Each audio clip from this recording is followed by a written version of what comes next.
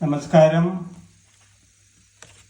കഴിഞ്ഞ നാളുകളിൽ എൻ്റെ വീഡിയോ കണ്ട് ലൈക്ക് ചെയ്തതിനെ പ്രോത്സാഹിപ്പിച്ചവർക്കൊക്കെ വളരെ നന്ദിയുണ്ട്.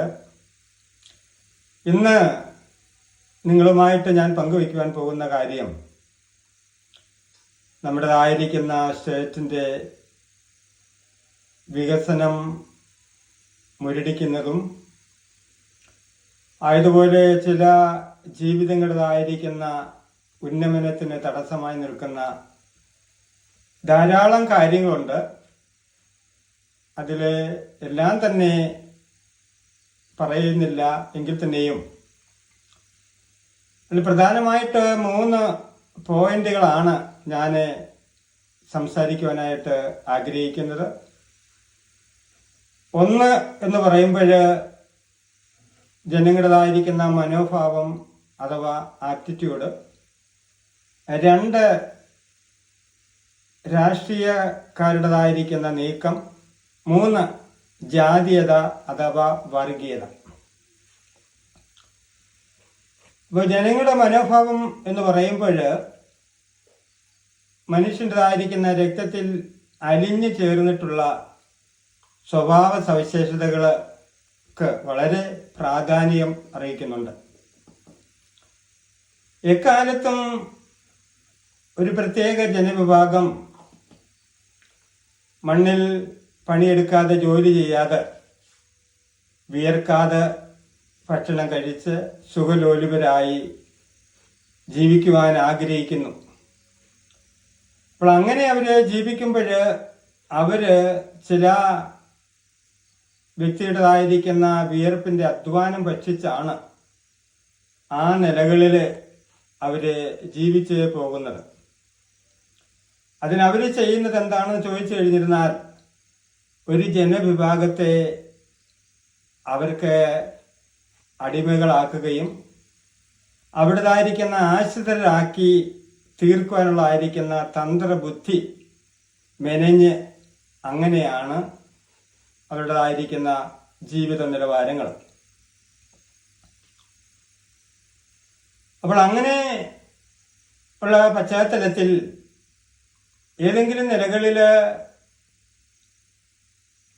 ഈ പിന്നോക്ക ഭാഗങ്ങളിലേക്ക് ഉള്ള ജനങ്ങൾ സാമ്പത്തികമായിട്ട് ഉയരുകയൊക്കെയാണ് എങ്കിൽ അതിന് വളരെ ബുദ്ധിപൂർവമായി തന്നെ അവർ അതിനൊരു തടയിടാറുണ്ട്. അത് എക്കാലത്തും കണ്ടുവരുന്നതായിരിക്കുന്ന ഒരു പ്രതിഭാസം തന്നെയാണ്. അതുതന്നെയാണ് ഹൈറിച്ച് എന്ന് പറയുന്നതായിരിക്കുന്ന പ്രസ്ഥാനത്തിനും സംഭവിച്ചത്. ഹൈറിച്ച് എന്ന് പറയുന്നതായിരിക്കുന്ന പ്രസ്ഥാനത്തിൽ ജോയിന്റ് ചെയ്തിട്ടുള്ളവരെല്ലാം കൂലിവേലക്കാരും വിദേശത്ത് ജോലി നഷ്ടപ്പെട്ടവര്, രോഗികള്, മാതാപിതാക്കളാൽ ഉപേക്ഷിക്കപ്പെട്ടവര്, അങ്ങനെ ഉള്ളതായിരിക്കുന്ന ഒരു ജനവിഭാഗമാണ് ഈ നിലകളിലുള്ളതായിരിക്കുന്ന കമ്പനികളിൽ വന്ന് വരുമാനം കണ്ടെത്തുന്നത് എന്നുള്ളത് എല്ലാവർക്കും അറിയാവുന്ന കാര്യമാണ്. ആയതിനാല് ആണ് ഹൈറിച്ച് എന്ന് പറയുന്നതായിരിക്കുന്ന പ്രസ്ഥാനത്തിനെതിരെയുള്ളതായിരിക്കുന്ന ഒരു ആക്രമണം. അടുത്ത ഡിസംബർ മാസം 7-ാം തീയതി ആകുന്ന സമയം പൂർണ്ണമായി 2 വർഷം പൂർത്തീകരിക്കുന്നതായിരിക്കുന്ന ഒരു സുദിനത്തിലേക്ക് എത്തുകയാണ്. അപ്പോൾ ഇതിന്റെ കാരണം എന്തെന്ന് ചോദിച്ചു കഴിഞ്ഞിരുന്നാല് ഈ കമ്പനി ഇവിടെ തഴച്ചു വളർന്നു കഴിഞ്ഞാൽ സാധാരണപ്പെട്ടവരുടേതായിരിക്കുന്ന ജീവിത നിലവാരം മാറും. കുഞ്ഞുങ്ങളുടേതായിരിക്കുന്ന വിദ്യാഭ്യാസം, അവർക്ക് മനോഹരമായിരിക്കുന്ന ഭവനം, സാമ്പത്തിക നിലകൾ മെച്ചപ്പെടും.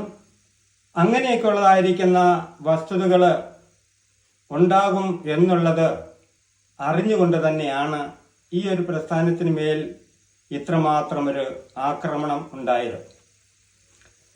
കഴിഞ്ഞ സമയം ഒരു വീഡിയോ ക്ലിപ്പ് ഞാൻ കാണുവാനിടയായി തീർന്നു. ബെന്നി എന്ന് പറയുന്നതായിരിക്കും ഒരു മാന്യ വ്യക്തി താനെ ഒരു മീറ്റിങ്ങിൽ അഭിസംബോധന ചെയ്ത് സംസാരിക്കുന്ന ഇപ്രകാരമാണ്: 64 കമ്പനികൾ ഞങ്ങൾ പൂട്ടിച്ചതാണ്.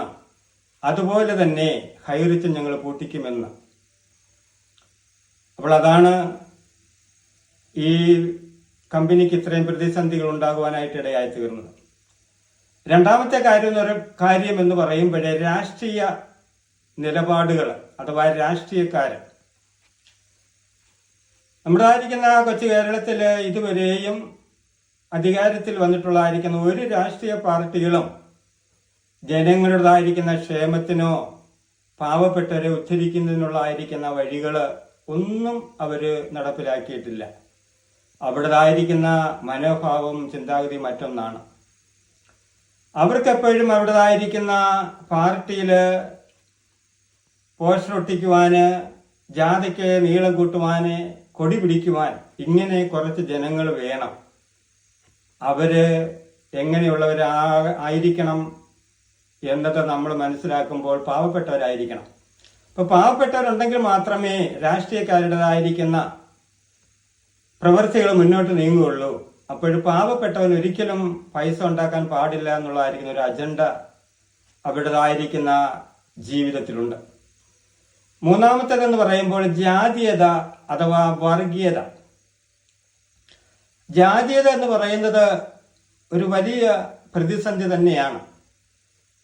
കൊറോണയ്ക്ക് മുമ്പേ മല്ലപ്പള്ളി കവളിമാവ് എന്ന് പറയുന്നതായിരിക്കുന്ന സ്ഥലത്ത് ഒരു ക്രിസ്ത്യാനി ആയിരിക്കുന്ന പെന്തക്കോസ്ത് അച്ചായൻ്റെതായിരിക്കുന്ന കൂടെ ഞാൻ കുറച്ച് ഏറെ നാളുകൾ ജോലി ചെയ്യുവാനിടയായി തീർന്നു. അപ്പം ഞാൻ അവിടെ ചെന്നപ്പോഴേ എന്നോട് ആദ്യമേ അദ്ദേഹം ചോദിച്ചു, ജില്ല ഏതാണ് ചോദിക്കുകയുണ്ടായി. ഞാൻ പറഞ്ഞു പത്തനംതിട്ട ജില്ലയാണ്.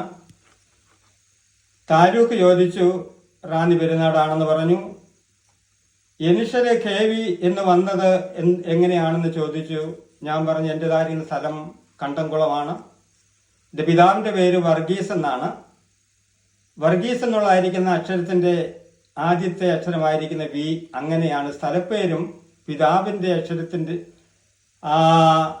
ആദ്യ അക്ഷരവും ചേർന്നാണ് KV ബാബു എന്ന് ഞാൻ ആ വ്യക്തിയോട് പറയാനിടയായി തീർന്നു.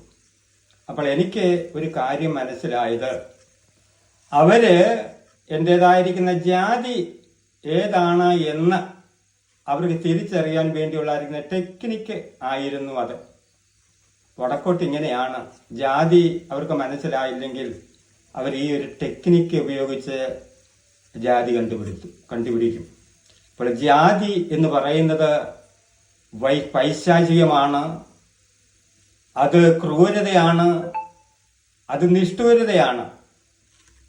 അപ്പോൾ ഈ 3 വിധമാകുന്ന കാര്യങ്ങൾ നമ്മുടേതായിരിക്കുന്ന കേരളത്തിലുള്ള കാലം അത്രയും കേരളം ഒരിക്കലും ഒരു പുരോഗതിയിലേക്ക് പോകുകയോ കേരളം എന്ന് പറയുന്ന സ്റ്റേറ്റ് സമ്പന്നമായി പോകുന്നതിനൊക്കെ തടസ്സങ്ങളായി നിൽക്കുന്ന വളരെ പ്രധാനപ്പെട്ട 3 കാര്യങ്ങളാണിത്. എന്നാൽ ഇത് മാത്രമല്ല, അനേക കാര്യങ്ങളുണ്ട്. അത് മറ്റൊരു വീഡിയോയിൽ ഞാൻ നിങ്ങളുമായിട്ട് പങ്കുവയ്ക്കുവാനായിട്ട് ആഗ്രഹിക്കുന്നു. ഇപ്പോൾ തുടർന്നുള്ളതായിരിക്കുന്ന ആളുകളിൽ ഇതിനൊക്കെ ഒരു മോചനം ഉണ്ടാകട്ടെ എന്ന് ആഗ്രഹിച്ചുകൊണ്ട് ആശംസിച്ചുകൊണ്ട് നിർത്തുന്നു. നന്ദി, നമസ്കാരം.